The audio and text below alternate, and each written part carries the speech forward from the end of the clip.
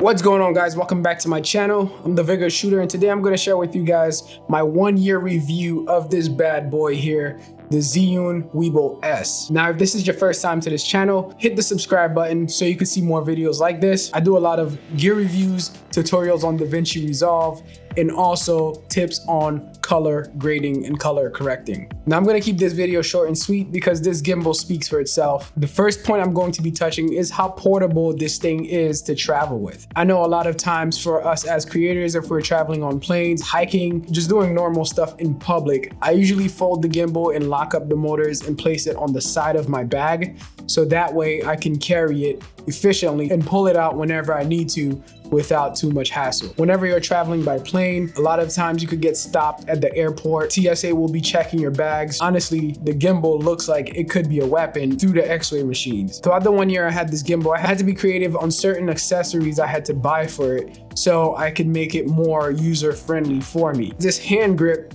that I purchased from Amazon, it allows you to have support on your left hand while you're holding the gimbal on your right hand. It also has holes on the side for your monitor and a cold shoe for microphones, whatever you need it for, to attach different accessories to it. And another piece that came handy is a quick release mechanism that I bought so that way I can quickly take this off and pop it up to the top of the gimbal, and I could quickly pop it on undersling mode. This little piece itself, it saved me so much time whenever I need to just change the orientation of the gimbal. Now, the third accessory I bought for this is actually a carrying case. There were some times I had to pack it up in the car and I didn't want to put too much load onto my bag. There are other things that I can put on that side of the bag that is more useful. I found a decent sized case on Amazon that came with some foam. All I had to do was grab a razor and cut out a frame for the gimbal itself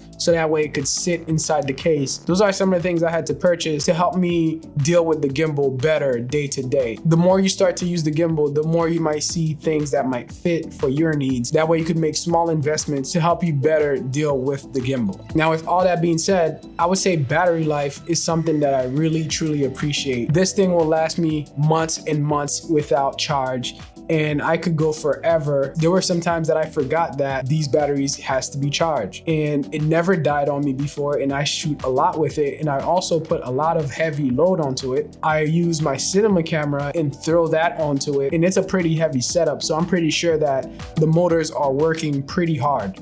So it would need a lot of juice and a lot of power to keep it going. The one last thing I would like to say about this gimbal before I hit my cons is that I feel like it's future-proof. When I first bought this gimbal, I had the Sony a6500, which is what you're seeing on it now. And then I upgraded my camera to a cinema camera, a Z camera, and I'm able to swap cameras without any problem. A lot of times with smaller gimbals, you would have to worry about weight. So with something like this, I would have probably had to invest into Zhiyun Crane 3S, but I didn't have to worry about spending that extra money because this gimbal holds its own weight and it holds your camera's weight as well. Now, it depends if you're shooting with something crazy like let's just say a C300 or C200. Any camera of that size, I can't imagine seeing it on that gimbal. But for the most part, if you're dealing with DSLRs and mirrorless cameras, this gimbal is definitely future-proof for you. You could upgrade at any time. Now, for the cons that I have for this gimbal, after using it so much, I noticed that the motors are getting a little loose.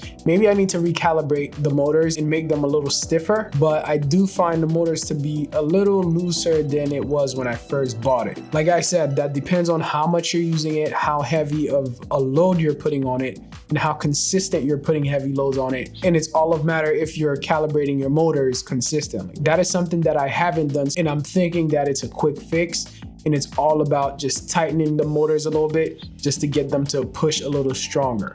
Now, that is the only thing that I would say that is wrong with it currently. Other than that, I wouldn't have any negative things to say about it because it truly is nearly perfect. I hope this was a pretty good review for you guys to make a decision. And if you plan on buying it, it's still a great deal and it's still very useful. Don't get that shiny object syndrome just because a new gimbal just came out. And if you guys do go ahead and purchase this gimbal, I have my tutorial on how to balance this gimbal right here. You guys could click on that and that would help you balance your gimbal perfectly like mine is. Thank you guys for watching this video. I hope you guys learned a ton from it. If it was very insightful for you, make sure you hit that thumbs up. And if it's your first time on this channel, once again, hit that subscribe button so you can see more videos like this. All right, guys, until next time, I'll see you on my next one.